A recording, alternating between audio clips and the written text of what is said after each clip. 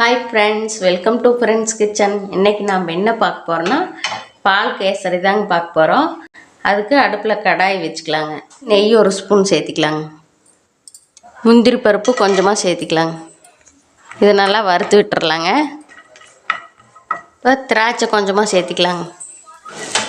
இதையும் நல்லா வறுத்து விட்டுறலாங்க. இந்த அளவுக்கெல்லாம் நல்லா வறுத்து விட்டாச்சுங்க. இப்போ தட்டுக்கு மாற்றிக்கலாங்க. இன்னும் ஒரு ஸ்பூன் நெய் சேர்த்திக்கலாங்க. ரவை பாருங்கள், இந்த கப்பில் ஒரு கப்பு சேர்த்திக்கலாங்க. இதையும் நல்லா நெய்யில் வறுத்து விட்டுறலாங்க. இந்த ரவை நெய்யில் வறுத்து செஞ்சோம்னா நல்லா டேஸ்ட்டு வாசனையும் சூப்பராக இருக்குங்க. இந்த அளவுக்கு நல்லா வறுத்து விட்டாச்சுங்க. இப்போ இதையும் தட்டுக்கு மாற்றிக்கலாங்க. அடுப்பில் கடாய் வச்சு ஒரு கப்புக்கு 3 கப்பு பால் சேர்த்திக்கலாங்க. பால் நல்லா கொதிக்கட்டுங்க. பால் இந்த அளவுக்கு நல்லா கொதிச்சதையும் ரவை சேர்த்திக்கலாங்க.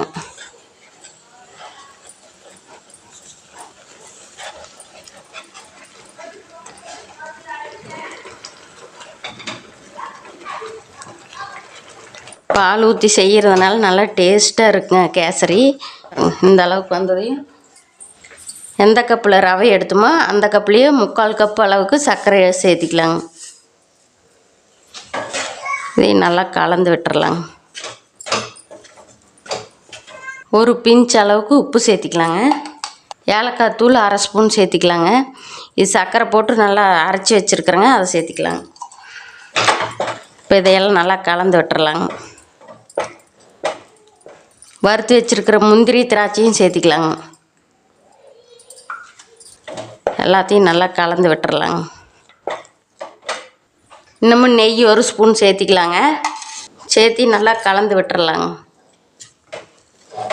அவ்வளோதாங்க, பால் கேசரி ரெடி ஆயிடுச்சுங்க.